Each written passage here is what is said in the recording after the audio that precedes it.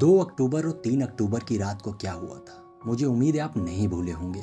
दोस्तों, आपने दृश्यम की फर्स्ट पार्ट तो ज़रूर देखी होगी, लेकिन बॉलीवुड की इतनी बुरी हालत होने के बावजूद दृश्यम 2 कमाल कर रही है। क्रिटिक्स ने इसे बहुत ही अच्छे रिव्यू दिए हैं। चलिए अब देखते इसकी कहानी क्या है और विजय ने इस बार कौन सी नई कहानी बनाई है। तो मूवी के स्टार्टिंग में हम डेविड नाम के एक बंदे को देखते हैं जो एक आदमी को ड्रग्स देने आया था, लेकिन अब डेविड उस काम को छोड़ना चाहता था, इसलिए उस बंदे को मना कर देता है। लेकिन वो बंदा डेविड को उसके पैसे नहीं दे रहा था। इस वजह से उन दोनों में झड़प होने लगती है, जिसके बाद गलती से डेविड से उसका खून हो जाता है और तभी वहाँ पर पुलिस आ जाती है, जिससे बचने के डेविड वहाँ से भागता है और पुलिस उसका पीछा कर रही थी। और अब डेविड भागते हुए पुलिस स्टेशन पहुँच जाता है और उस दिन 2 अक्टूबर की रात थी जिस दिन शैम का खून हुआ था। और तभी डेविड विजय को पुलिस स्टेशन से फावड़ा लेकर निकलते हुए देखता है और उसके बाद वो वहाँ से भागते अपने घर पहुँच जाता है और अपनी वाइफ से बोलता है कि जल्दी से सामान पैक करो, हमें यहाँ से निकलना होगा। लेकिन इससे पहले कि वो वहाँ से निकल पाते, वहाँ पर पुलिस आ जाती है और डेविड पकड़ा जाता है और उसे जेल हो जाती है। लेकिन अब सैम के इस रहस्य को विजय के अलावा डेविड भी जान गया था, लेकिन अभी उसे ये नहीं पता था कि उस दिन विजय वहाँ पर लाश दफन कर रहा था। अब कहानी 7 साल आगे आती है, जहाँ विजय अपनी फैमिली के साथ में होता है, लेकिन उसकी फैमिली अभी भी उस हादसे से उभरने की कोशिश कर रही थी।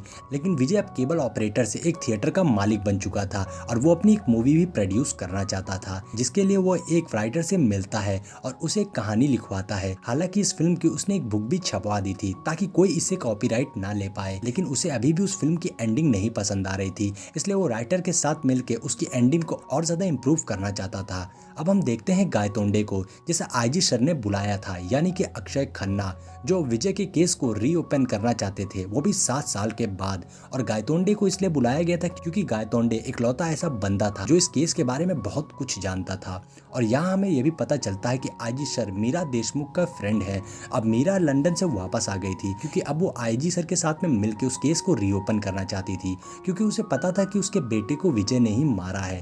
अब दूसरी तरफ हम देखते हैं विजय ने अपने घर के बगल वाला हिस्सा बेच दिया था, जिसमें एक हस्बैंड वाइफ रहने के लिए आए थे, लेकिन जेनी का हस्बैंड दारू पीकर उसे बहुत मारता था और एक बार विजय ने उसे रोका था और जेनी को उसके खिलाफ केस करने को कहा था। और यहाँ पर विजय के घर वाले भी इस बात को जानना चाहते थे कि आखिर विजय ने सैम की बॉडी को कहाँ दफनाया था, लेकिन विजय इस बारे में कोई भी बात नहीं करता था और उन्हें इस बारे में बात करने से भी मना करता था और उन्हें कुछ नहीं बताता था। अब दूसरी तरफ पुलिस अपनी तहकीकात शुरू कर देती है, जिसमें उन्हें पता चलता है कि विजय सुबह 5:30 बजे पणजी के लिए निकल गया था, तो जरूर उसने बॉडी को 1 से 4 बजे के बीच में छिपाया होगा। इसलिए आईजी सर इसके लिए 5 लाख का इनाम घोषित करते हैं कि जो भी इसके बारे में बताएगा उसे इनाम मिलेगा। और उसके बाद हम उस चाय वाली शॉप को देखते हैं जहां अक्सर विजय के केस के बारे में बात हुआ करती थी और तभी वहां पर डेविड भी आता है। अब वो जेल से बाहर आ गया था और जॉब ढूंढ रहा था क्योंकि उसे पैसे की बहुत प्रॉब्लम थी। फिर एक दिन हम आईजी सर को देखते हैं जो विजय के गार्डन में थे और उसके बाद वो विजय के घर में घुस जाते हैं, जिससे उसकी फैमिली बहुत ही ज्यादा डर गई थी और विजय उस दिन घर पर नहीं था।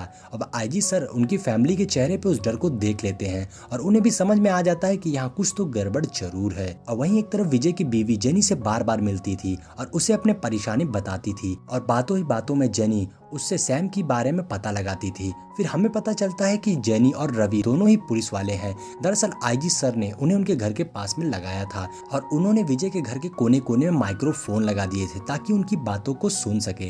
लेकिन विजय बहुत ही चालाक था, वो इस केस के बारे में कभी भी कोई बात नहीं करता था। अब यहाँ आता है कहानी में ट्विस्ट। अब पैसों की लालच में डेविड पुलिस स्टेशन पहुंच जाता है क्योंकि उसने ही विजय को सैम की बॉडी छिपाते हुए देखा था, लेकिन अब उसे बताने के लिए वो 25 लाख रुपए मांगता है और पुलिस वाले ना चाहते हुए भी उसे 25 लाख दे देते हैं। जिसके बाद डेविड बताता है विजय सैम की बॉडी को वहीं उसी पुलिस स्टेशन के अंदर दफना दिया था जहां पर इस समय आईजी सर खड़े हैं। अब ये बात सुन के सबके होश उड़ जाते हैं कि आखिर ये ऐसी जगह है जिसके बारे में कोई सोच भी नहीं सकता था। और ऐसा विजय इसलिए कर पाया था क्योंकि उस दिन 7 साल पहले 2 अक्टूबर की रात को यहाँ पर कंस्ट्रक्शन का काम चल रहा था। अब पुलिस की टीम टाइम ना वेस्ट करते हुए वहाँ पर खुदाई शुरू कर देती है और वहाँ पर उन्हें डेड बॉडी मिलती है, लेकिन अब वो गल का स्केलेटन बन चुकी थी। अब उसे फॉरेंसिक लैब में भेजा जाता है, लेकिन किसी को भी इस बारे में पता ना चले कि वहाँ पर क्या हो रहा है, इसलिए पुलिस वालों ने पुलिस स्टेशन को हर तरफ से ढक दिया था। लेकिन विजय को इस बारे में पता चल जाता है क्योंकि उसके दुकान के बाहर एक कैमरा लगा हुआ था और अब विजय डर जाता है कि शायद अब उसका रहस्य सामने आ जाएगा। अब पुलिस को भी कोर्ट से परमिशन मिल जाती है विजय की फैमिली से 8 घंटों तक बात करने के लिए और वो सभी विजय की फैमिली को उठा लाते हैं, जहाँ आईजी सर विजय से बताते हैं कि डेविड नाम के एक बंदे ने उस दिन तुम्हें रात में सैम की बॉडी दफनाते हुए देख लिया था। लेकिन विजय अभी भी अपने बयान पर अड़ा हुआ था और उन्हें कुछ भी नहीं बताता है। लेकिन आईजी सर ने उसकी पूरी फैमिली को दूसरे रूम में ले जाते हैं और उसके बाद गायतोंडे से उन्हें मारने को कहते हैं और विजय उन्हें देख रहा था और विजय आईजी सर को मना करने लगता है कि प्लीज ऐसा मत करिए। लेकिन आईजी सर कुछ भी नहीं सुनते हैं क्योंकि उन्हें पता था कि विजय का मुंह इसी तरीके से खुलेगा और विजय मान जाता है उन्हें सब सच बताने के लिए। और उसके बाद उसका कन्फेशन रिकॉर्ड किया जाता है जहां वो बताता है कि 2 अक्टूबर की रात को विजय शराब पीकर घर आया था और उस दिन उसकी फैमिली घर पर नहीं थी और तभी वहां पर एक बंदा उसके घर में घुसने की कोशिश कर रहा था। तो विजय और उसमें झड़प होती है जिसमें गलती से विजय के हाथों उसका खून हो जाता है। लेकिन विजय ने कहीं पे भी अपनी फैमिली का जिक्र नहीं किया था ताकि उसकी फैमिली बच सके और वो खुद फंस जाता है जिससे उसकी फैमिली बहुत ही ज्यादा दुखी थी। अब गायतोंडे विजय को कोर्ट ले जा रहा होता है जहां उसकी हियरिंग थी और आईजी सर और मीरा देशमुख काफी खुश थे क्योंकि उन्हें लग रहा था कि उन्होंने केस को सॉल्व कर दिया है। कि तभी वहां पर वही राइटर डायरेक्टर आता है जो विजय के बारे में बात करना चाहता था। अब वो बताता है कि विजय को समझ नहीं पाया क्योंकि विजय उससे झूठे नाम से मिला था 2016 में, वो भी एक फिल्म की कहानी पर काम करने के लिए। लेकिन उन दोनों को उसकी एंडिंग सही नहीं लगी थी। अब राइटर उस कहानी को आईजी सर को बताता है। दरअसल वो कहानी विजय की ही बायोपिक थी, जो कुछ भी उन्होंने सैम के साथ किया था और विजय ने इसकी बुक भी उसी राइटर के नाम से पब्लिश कराई थी। अब आईजी सर को गायतोंडे का कॉल आता है जहां पता चलता है कि कोर्ट में सब कुछ उल्टा हो गया है क्योंकि विजय ने कोर्ट में बताया था कि उस कन्फेशन को जबरदस्ती पुलिस वालों ने रिकॉर्ड करवाया है और विजय की वकील प्रूव कर देती है कि दरअसल पुलिस वालों ने ये कहानी एक बुक से चुराई है जिसका नाम है दृश्यम।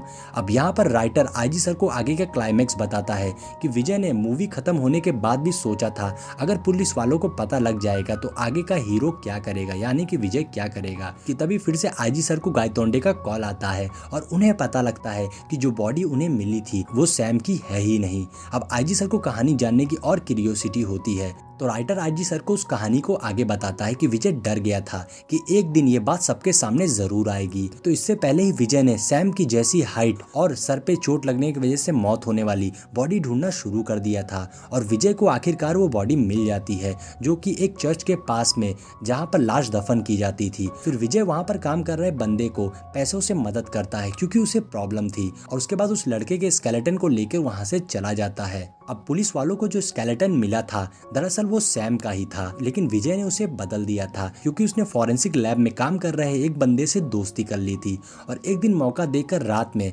विजय वहां पर जाता है और उस स्केलेटन को उस लड़के की बॉडी से बदल देता है। फिर सैम के स्केलेटन को डिस्ट्रॉय कर देता है जिसके बाद विजय के खिलाफ सारे सबूत खत्म हो चुके थे। अब विजय को छोड़ना ही पड़ता और विजय इस केस को परमानेंटली क्लोज करने के लिए हाई कोर्ट में भी अपील कर देता है और लास्ट में विजय सैम की अस्थियों को उसकी फैमिली को लौटा देता है ताकि वो उसका अंतिम संस्कार कर सके।